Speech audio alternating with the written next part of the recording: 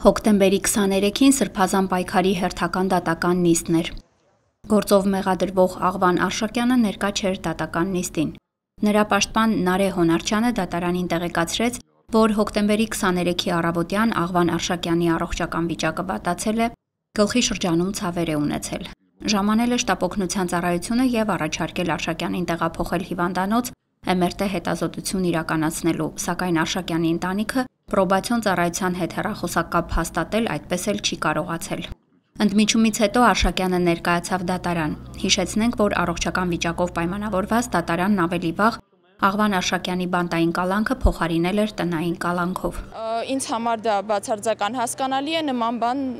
մինչև այս պահը չէինք լսել, ինչպես է հնարավոր, որ եթե անձը պետք է տեղափոխվի բժշկական հաստատություն, երբ որ ակնհայտ է, որ անհրաժեշտ է որոշակի հետազոտություն անցկացնել, որովհետև անձի կյանքին եւ առողջությանը վտանգ սպառնացող իրավիճակ կարող է լինել, պրոբացիայի ծառայությունը չի պատասխանում, շտապօգնության մեքենան էլ որոշում է, որ չտանի անձին,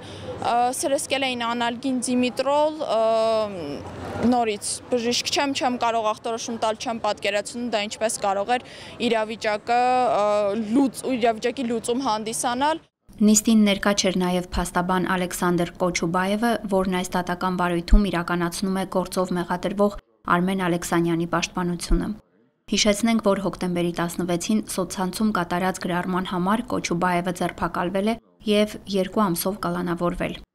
Փաստաբանները դատարանին միջնորդեցին ապահովել Կոչուբաևի ներկայությունը դատական նիստերին, քանի որ Արմեն Ալեքսանյանն այլ փաստաբանի պաշտպանական ծառայությունից չի ցանկանում օգտվել։ Դատարանը հետաձգեց միջնորդությունը անհրաժեշտ մանրամասներ, փաստեր ճշտելու նպատակով։ Այնուամենայնիվ դատարանը նաև բազմաթիվ անգամ շեշտեց, որ պարոն Կոչուբաևը հեռացված չէ վարույթից, ուստի նրան ներկայացնելու ջանքեր կարծես թե դատարանը փորձելու է որոշակի առումով գործադրել, այնուամենայնիվ մյուս դատական նիստին նաև հրավիրվել է հանրային պաշտպան։ Հոկտեմբերի 23-ի դատական նիստն ավարտվեց սովորականից ավելի վաղ։ Հաջորդ նիստը հոկտեմբերի 30-ին է։